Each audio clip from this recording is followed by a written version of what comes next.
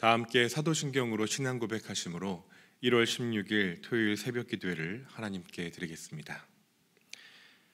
나는 전능하신 아버지 하나님, 천지의 창조주를 믿습니다. 나는 그의 유일하신 아들, 우리 주 예수 그리스도를 믿습니다.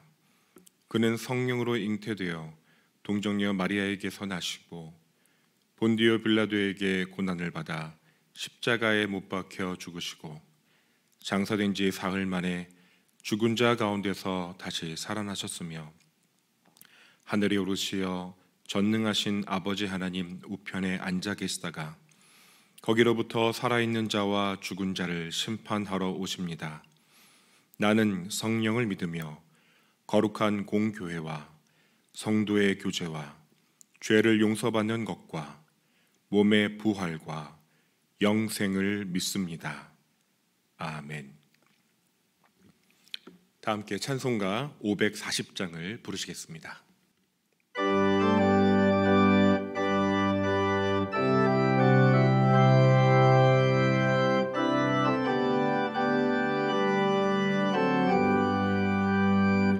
주의 음성을 내가 들으니 사랑한단 말일세.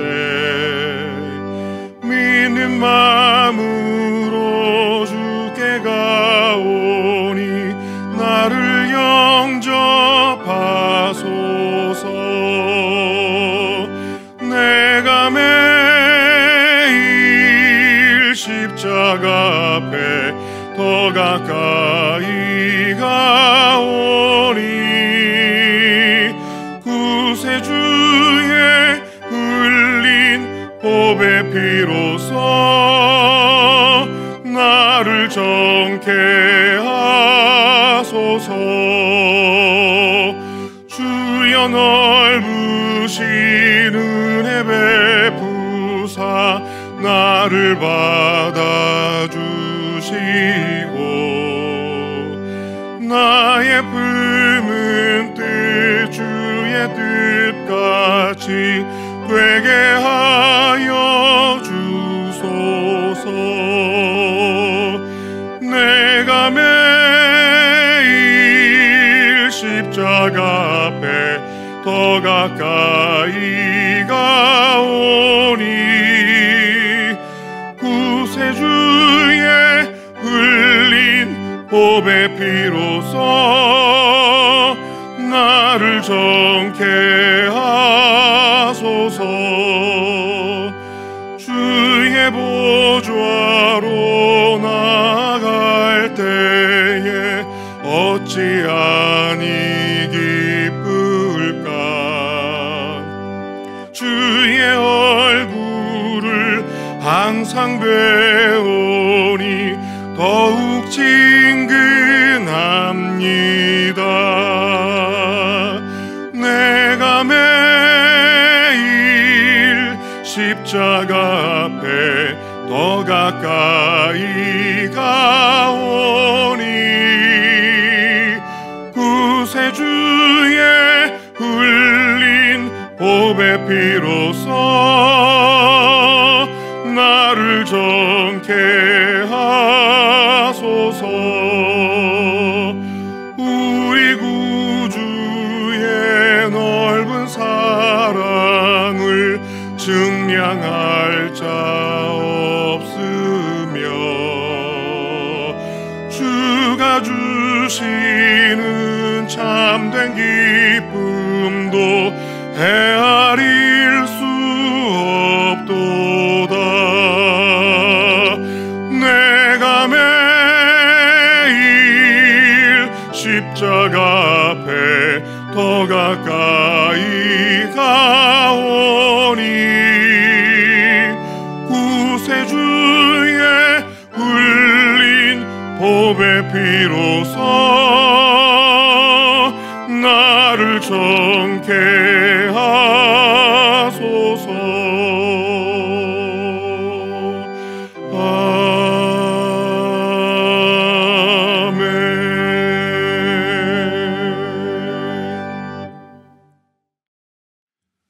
오늘 우리 우리에게 주시는 하나님 말씀은 마태복음 3장 1절부터 10절까지의 말씀입니다. 신약성경 3면입니다. 마태복음 3장 1절부터 10절까지의 말씀을 봉독할 때 살아계신 하나님의 음성을 친히 듣는 시간이 되시길 바랍니다. 그때에 세례 요한이 이르러 유대 광야에서 전파하여 말하되 회개하라 천국이 가까이 왔느니라 하였으니 그는 선지자 이사야를 통하여 말씀하신 자라. 일러스되 광야에 외치는 자의 소리가 있어 이르되 너희는 주의 길을 준비하라 그가 오실 길을 곧게 하라 하였느니라. 이 요한은 낙타털 옷을 입고 허리에 가죽띠를 띠고 음식은 메뚜기와 석청이었더라. 이때에 예루살렘과 온 유대와 요단강 사방에서 다 그에게 나와 자기들의 죄를 자복하고 요단강에서 그에게 세례를 받더니 요한이 많은 바리새인들과 사두개인들이 세례 베푸는 대로 오는 것을 보고 이르되 독사의 자식들아 누가 너희를 가르쳐 임박한 진노를 피하라 하더냐. 그러므로 회개에 합당한 열매를 맺고 속으로 아브라함이 우리 조상이라고 생각하지 말라. 내가 너희에게 이르노니 하나님이 능히 이 돌들로도 아브라함의 자손이 되게 하시리라. 이미 도끼가 나무 뿌리에 놓였으니 좋은 열매를 맺지 아니하는 나무마다 찍혀 불에 던져지리라. 아멘. 그리스도의 탄생을 보도한 직후 이어지는 오늘 본문 3장은 그때에라는 시점을 가리키며 시작합니다.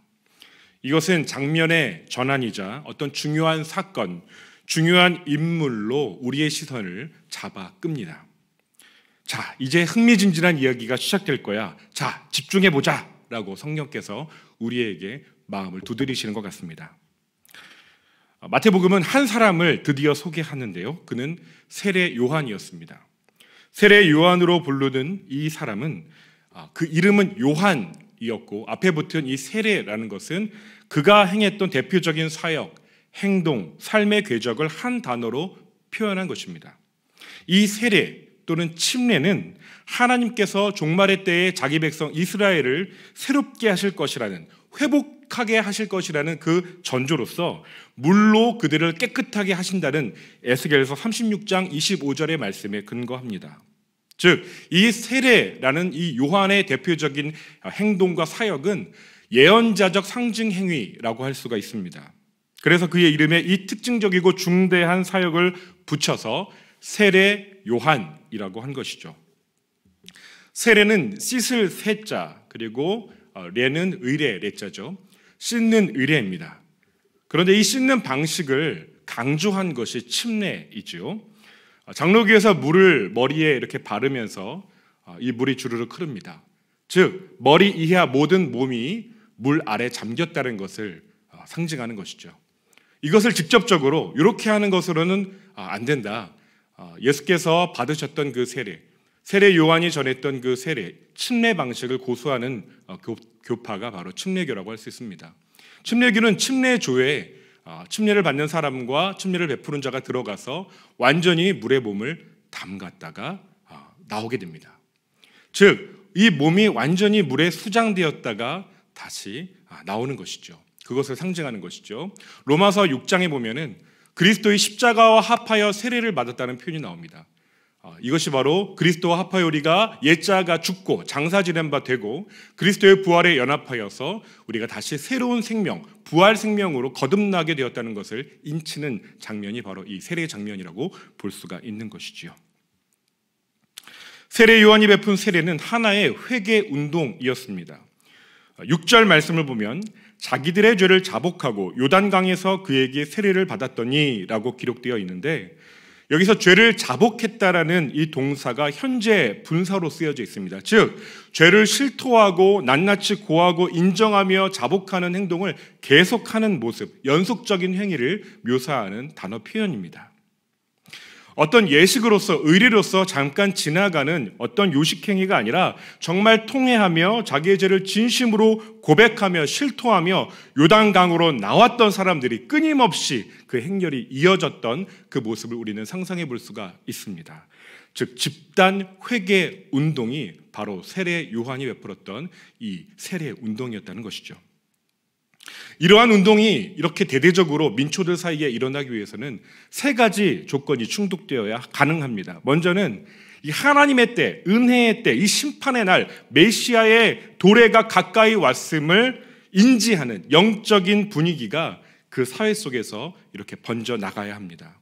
당시 로마 제국 치하의 그 이스라엘 민초들의 삶은 처참했습니다. 가난했습니다. 억눌려 있었습니다. 온갖 상처와 불화로 얼룩져 있었습니다. 그러한 깊은 이들의 고통과 애환을 돌아보지 못하는 당시의 유대 지도자들의 타락상, 타협하고 왜곡되어 있는 그들의 영성, 그 한계 속에서 우리를 구원하실 하나님이 약속하신 메시아가 오시기를 고대하는 메시아 대망 사상이 빵빵하게 부풀어 있는 풍선처럼 고조되어 있었습니다. 전통을 고수하면서도 삶의 실제는 전혀 변하지 않는 바리새파 이 거짓 영성, 거푸집 영성, 세상과 야합하여 세속화되어 버린 사두개인들의 타협과 기만에 지친 민초들의 그 마음의 원함과 그 목마름, 갈증 풀 방법이 없었습니다. 이들은 간절히 그리스도, 메시아를 기다리고 있었던 것이죠. 둘째로 이 회개를 가감없이, 기탄 없이 선포하고 도전하고 외치는 준비된 예언자가 필요합니다. 이 사명을 감당할 깨끗한 그릇이 준비되어 있어야 합니다. 그가 바로 세례 요한이었습니다. 말라기에서 예언한 엘리야라고 예언되어 있던 그가 바로 이 세례 요한이지요. 그는 사명을 위해서 자기를 비운 사람이었습니다. 어떠한 세속적 권세에 타협하지 않았습니다. 그럼 광야로 나갔고 낙타 털옷을 입고 가죽으로 띠를 띠고 석청과 메뚜기를 먹었습니다. 어떠한 세상의 것을 의지하지 않는 완전히 분리되고 그리고 완전히 구별된 삶을 살았습니다. 그는 광야에서 기도했습니다. 여호와의 말씀 임하기를 기다렸습니다. 그리고 마침내 성령에 이끌려 그는 때가 되어서 이스라엘 회중 가운데 나타나서 하나님의 그 왕의 오심, 예수 그리스도의 오심, 그분의 그 메시아, 보내실 메시아가 오신다는 사실을 가감없이 선포하며 이렇게 전한 것입니다. 회개하라, 천국이 가까이 왔느니라.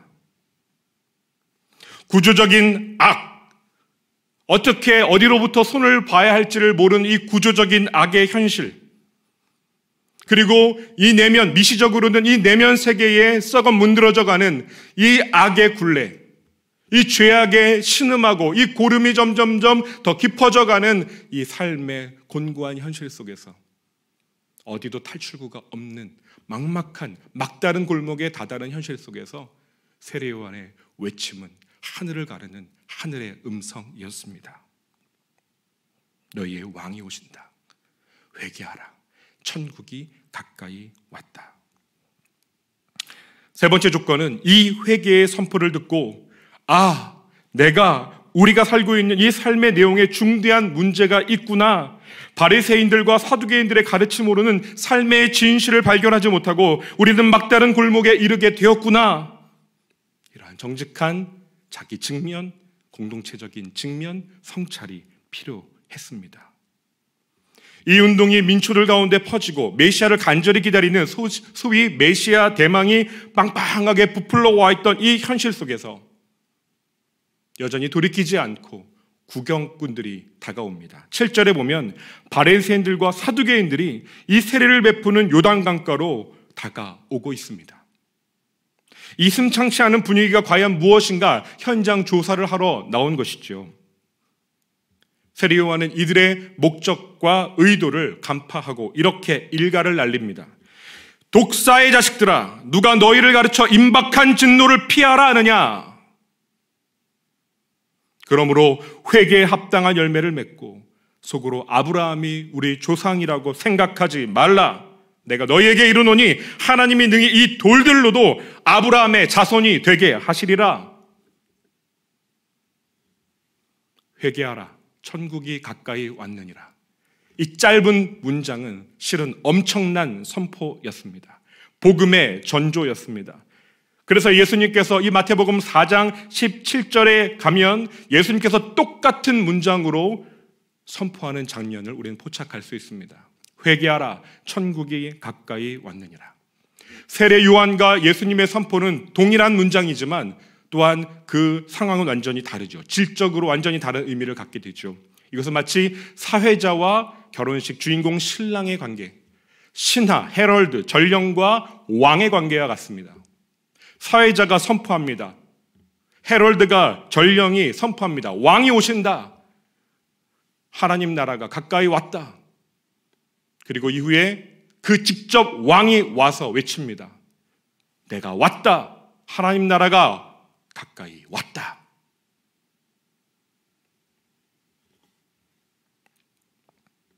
회개하라. 천국이 가까이 왔느니라. 회개하라는 뜻은 메타노이아. 이 노이아가 누스의 변형인데요. 누스는 마음입니다. 중심입니다. 태도입니다. 이 마음을 바꾸라는 겁니다. 변화시키라는 겁니다. 중심이 바꾸지 않으면 아무것도 바뀌지 않은 것입니다. 삶의 구체적인 변화, 실천을 행하라는 것입니다. 천국은 해, 바실레이아, 톤, 우라논 이렇게 되어 있습니다. 유대인들은 하늘에 하나님이 계시다. 그래서 하늘을, 하나님을 대체하는 상징적인 표현으로 썼습니다. 즉 천국, 하늘나라는 하나님 나라인 것입니다. 하늘은 무한한 공간이고 어디에나 미칩니다. 모든 것을 품습니다. 우리가 우러러봐야 될 넓은 공간, 무한한 공간이 바로 하늘입니다. 하나님이 그런 분이십니다. 인간의 좁은 이성으로 평가할 수 없고 판단할 수 없고 제한할 수 없습니다. 하나님은 무한하십니다. 하나님의 통치는 온 땅에 이릅니다. 온 우주에 가득합니다. 우주보다 크신 하나님이 다스리시는 통치 영역, 그것이 하나님 나라입니다. 하나님 나라, 천국은 이 땅의 나라, 이 땅의 그 당시의 로마 제국과 대척점에 있습니다. 대치를 이룹니다. 이 땅의 나라, 제국은 이기적 욕망의 확장으로 이룩한 유한한 권세, 위임받은 권세일 뿐입니다. 이 땅의 권세자가 하늘나라, 하나님 나라를 대적하고 하나님의 통치를 거스른다면 그저 최후 심판의 대상일 뿐입니다. 회개하라, 천국이 가까이 왔느니라. 우리는 대림절을 지나고 성탄절을 지나 새해가 바뀌고 이제 주현절을 우리는 지나고 있습니다. 이 땅에 오신 주님의 십자가와 부활을 믿는 사랑하는 구매교회 성도 여러분, 그 주님이 다시 오실 것입니다.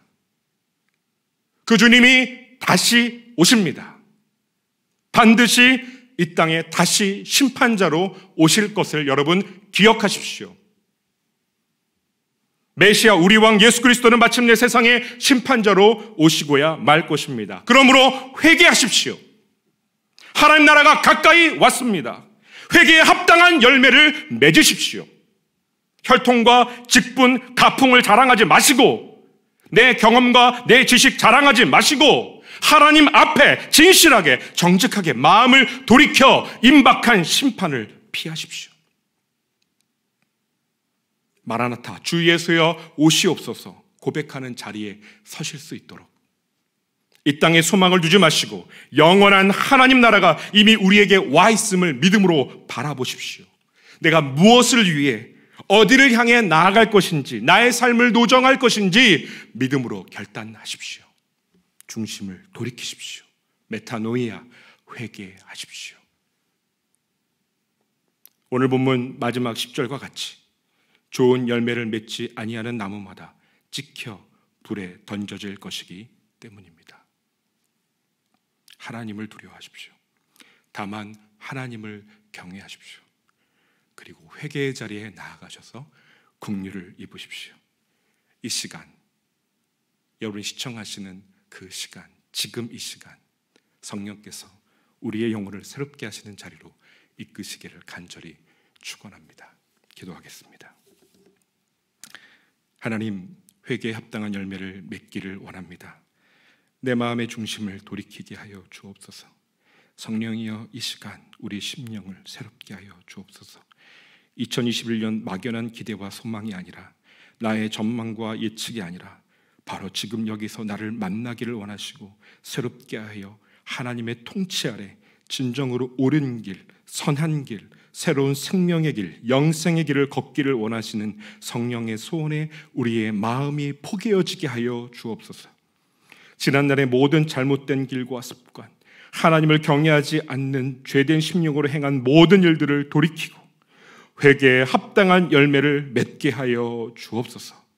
믿음의 주요 온전하게 하시는 이인 우리 왕 우리 주님 예수님의 이름으로 기도하옵나이다. 아멘. 하늘에 계신 우리 아버지, 아버지의 이름을 거룩하게 하시며 아버지의 나라가 오게 하시며 아버지의 뜻이 하늘에서와 같이 땅에서도 이루어지게 하소서. 오늘 우리에게 일용할 양식을 주시고 우리가 우리에게 잘못한 사람을 용서하여 준 것 같이 우리 죄를 용서하여 주시고 우리를 시험에 빠지지 않게 하시고 악에서 구하소서. 나라와 권능과 영광이 영원히 아버지의 것입니다. 아멘. 오늘 우리에게 주신 말씀을 기억하고 간절히 기도하기를 원합니다. 성령님, 우리를 회개의 자리로 인도해 주옵소서. 마라나타 주 예수의 어서 오시옵소서 고백하는 자리에 설 수 있도록 우리 심령을 새롭게 하여 주시고 회개에 합당한 열매를 맺게 해달라고. 그래서 2021년 하나님의 인도, 하나님 나라의 통치를 받는 나의 삶, 우리 가정, 우리 교회 되게 해달라고 여러분 기도하십시오. 예배 사역을 위해 기도하십시오. 구미교회 모든 예배가 주일학교부터 작년 예배 이르기까지 모든 예배가 하나님께서 임재하시는 예배 될 수 있도록 기도해 주시고, 모든 우리 어려운 중에 섬기고 있는 성가대원들, 지휘자님들 성령 충만케 해주시고 붙들어 달라고 기도해 주시고, 말씀 전하시는 목사님 그리고 모든 전도사님들 성령으로 충만하게 해달라고 기도해 주십시오. 한국교회를 위하여 기도하길 원합니다. 한국교회가 진정 복음의 본질에 충실한 교회들 되게 하여 주시고, 지도자들이 교회를 잘 이끌 수 있도록 성령 충만케 하여 주시며, 한국교회 성도들이 거룩한 삶을 살아 세상의 빛과 소금 되게 하여 달라고. 이 땅에 무너져 있는 하나님의 영광의 그 광휘가 너무나 가려져 있는 이 현실 속에 하나님 새롭게 하여 달라고 기도해 주십시오. 그리고 아픔으로 고통하고 질병으로 고생하며 신음하는 우리 화루들, 가족들 돌보는 모든 우리 가족 구성원들 주님 긍휼히 여겨주시고, 경제적으로 힘들어서 지치지 않도록 붙잡아 주시고 치유와 회복의 은총을 부어 주시옵소서. 우리 함께 간절한 마음으로 기도하시겠습니다. 기도하겠습니다.